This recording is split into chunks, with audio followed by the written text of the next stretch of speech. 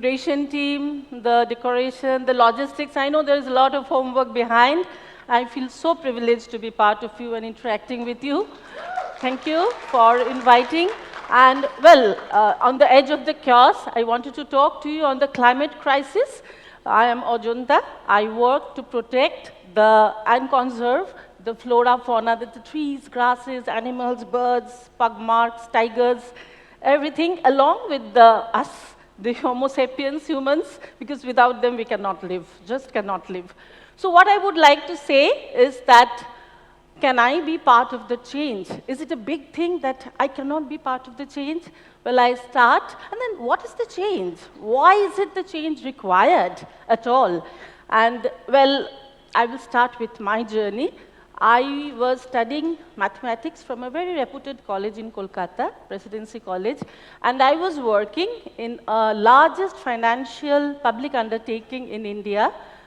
But then I am an avid trekker. I would also be trekking from here tomorrow to your waterfall treks. So I was a trekker, I am a trekker and a traveler.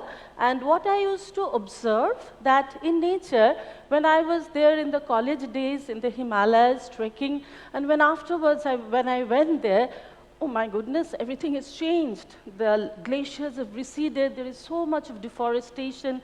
The rivers which were wild, fuming, it's all a narrow stretch, a strip of the waters coming. And I was wondering that what is it? What is it is making this nature so beautiful planet to behave like this? And I started reading, and I gave up my fat salaried job, and I started this journey to be a part of the change, to do whatever I can for this beautiful planet to survive, for my next generations, for myself, so that the change that I want to see, I can be part of it in my real life, and I will share those journeys with you. And so it all started, I think, in 22 years back, and I was working in the Sundarbans. So I work for a conservation practitioner when I was speculating things. It was a time when we were talking about environment, everyone was saying, what are you talking about? It's there, air, soil, water, everything is there. So what is it? It's in crisis. So it was a lot of speculations, but now it is not. It is very clearly written on the walls everywhere. We are facing the consequences. The NASA, the Goddard Institute for Space Studies, they have clearly spelled out, documented facts that Earth temperature has already increased by 1.1 degrees centigrade since 1880. That's only 150 years roundabout. And the majority of the warming has occurred since 1975, since last 50 years around. And our rise is becoming very phenomenal now. So who is the culprit behind all these things? It's carbon dioxide. The carbon is the main culprit here. And we are, of course, causing it to grow, it to be an alarming rate that is influencing our lives. But it's clear now that if we have to respect a 1.5 degree centigrade rise in the temperature, which is huge, that is also going to create a lot of changes around. So wetlands will be vanishing, glaciers will be melting, the water that we get will not be there anymore, in a different form maybe it will be there. So all these, if we have to respect a temperature of 1.5 degrees centigrade rise, we only have a budget of 500 billion tons, equivalent tons of carbon dioxide, because we have already used 250 billion tons of equivalent tons of carbon dioxide since 1750, not much, 350 years ago, actually when the Industrial Revolution started. We treaded on a path of development which was not sustainable maybe. We did not consider that it is a shared space we live in. And so what do we have to do? We are already having irregular climate patterns, agriculture is getting affected, water, we are fighting over water issues. It's always there written everywhere around us that nothing is going in the right direction with respect to climate. We are having tropical storms, cyclones. So what do we have to do? Very simple. We have to increase the carbon sequestration And we have to decrease our greenhouse gas emissions. But it's not so easy. It implies that we have to go through deep, deep socio-cultural, technological, economic, and political transformations where the political leaders also understand that what is needed, not the Ukraine war that we need. It's something else that is the priority nowadays all over the globe, on the global platform. So this is the change that we need, and that starts from everything that we think about. Let me give you an example. Air, soil, water. We cannot live without it. But what we say, when we say about water, when we say like, we want to spoil anything, we say that, oh, don't put water in my plants. Do we not say that? When we say something vague, we say that, oh, don't talk in air. But we cannot live without air. Have you gone through that film, Sholay? I think many of you have seen that. It was a very popular film.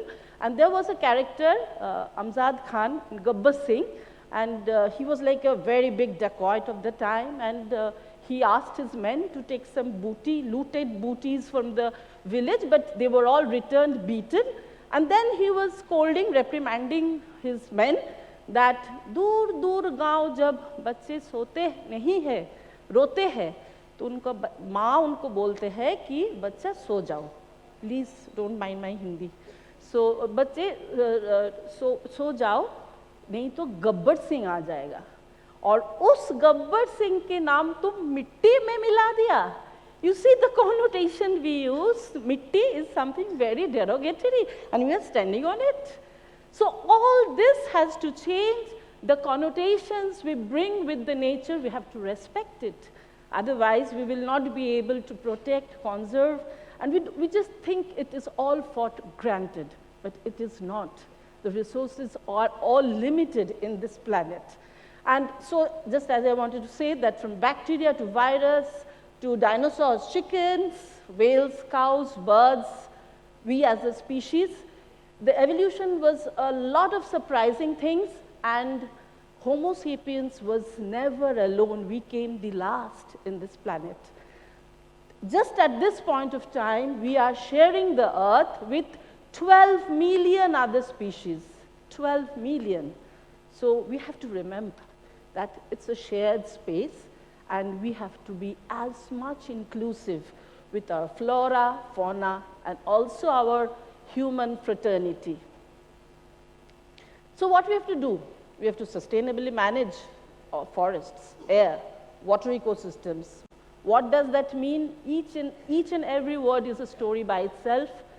We have to halt and reverse land degradation. We have to halt the biodiversity loss, without which we cannot live. The bees are pollinating, for which we get the food. If we don't respect the bees, we will not get the food next time. So we have to respect all these little bits of nature which are making our life. You know, when I studied with mathematics, when I came into this world, I again studied did my masters in environmental science, studied all this, because this is a journey where we need to understand, where we have to think that, okay, there is another space, there may be a spider there who is also enjoying this space. How can I do everything without disturbing it? Now, exactly what does that mean? That means you have to constantly ideate, constantly innovate. You have to implement things, have demonstrative things in action, and then you disseminate and then include the policymakers in it. That means that nothing doing as usual. Do is not done. Business doing as usual is not done. So bo and do is both. It's a bad word. Business as usual, doing as usual cannot be allowed anymore on this planet, because we constantly have to ideate and innovate. I will take you through a journey of mine. I stay in Kolkata and I travel a lot due to my work, and it's very close to Sundarbans. You may be knowing that it is the largest delta in the world, and we share only 40% with Bangladesh. On the other side, with the 60%, it's only a geographical boundary that we have created in 1971. Actually, it's the political boundary actually we have created. The geographical boundary is extending. Tigers move from this side to that side. They don't understand India and Bangladesh. But anyway, 40% is within the India. And this is how it looked. You can see that there was the mangrove forests on the, it was all mangrove forests previously. And when we had started habitation there, we cleared the forests, made ponds, houses, then it's like islands are like turtle back. You make an embankment and protect that so that the tidal waters every 6 hours do not enter the village. So this is how we have made the habitation.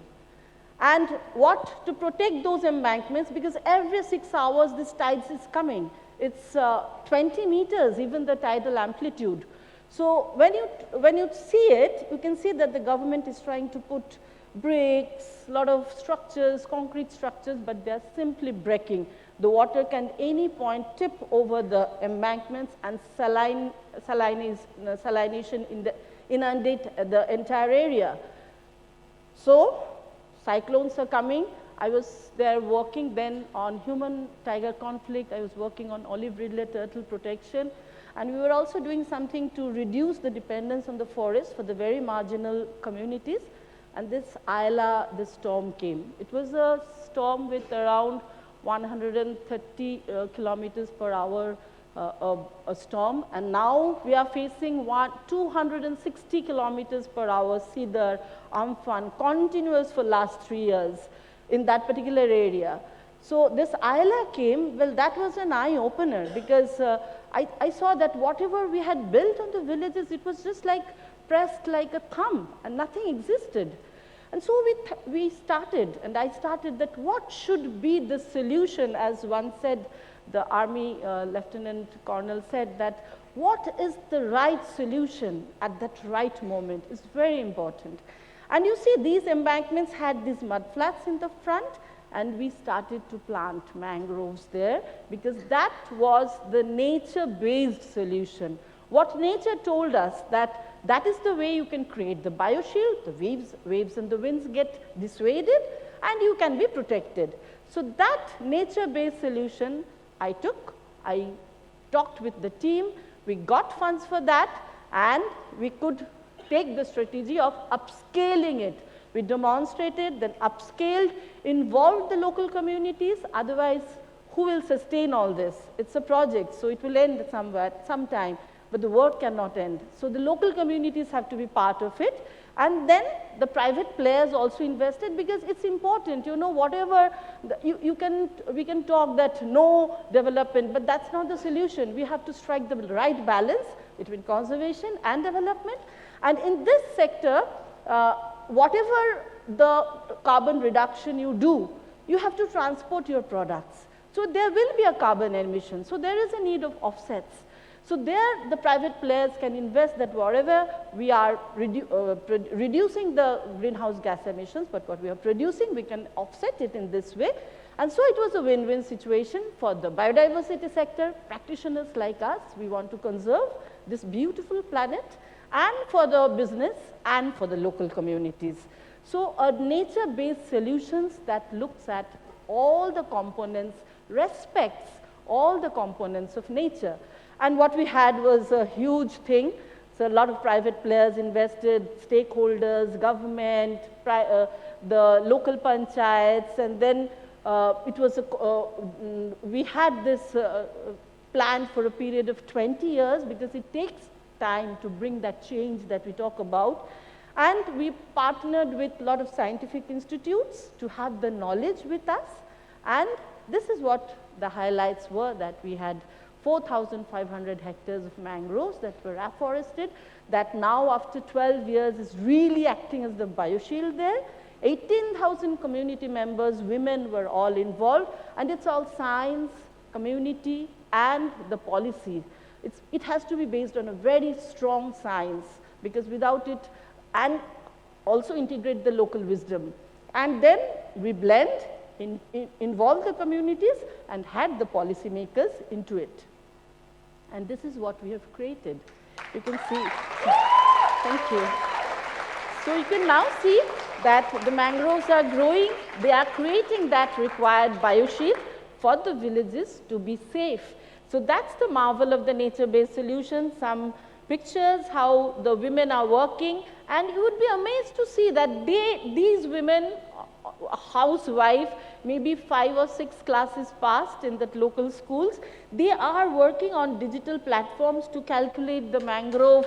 They are doing all this GPS calculations, and this green sari, they are now called, they are very famous now as green brigades. I remember in 2015, when I was having a meeting with them, they said that, Didi, can you give us some green saris? I said that, why do you need green saris? Because they said, you know, we are housewives. When we go to protect the villages, everyone asks us, oh, please take my child. Oh, you are going there. He will be happy there. Oh, you are going there. Please bring some from the shop, some rice or things. But they must know that we are going on to protect the village.